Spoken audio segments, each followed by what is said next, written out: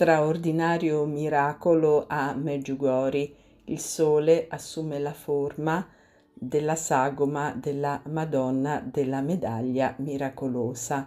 Salve a tutti carissimi, oggi voglio parlarvi di uno straordinario miracolo accaduto a Meggiugori un po' di tempo fa. Il sole a un certo punto ha assunto la forma della sagoma della Vergine Santissima della Medaglia Miracolosa.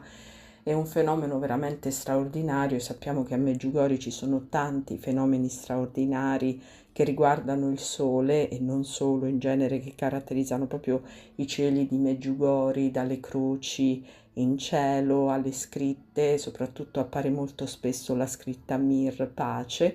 In questo caso il fenomeno ha interessato il sole e nelle modalità che vi ho appena descritto.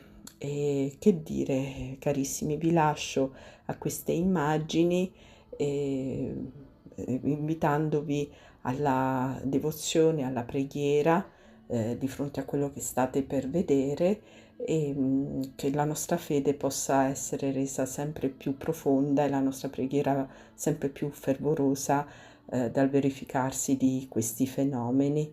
A presto carissimi, santa giornata.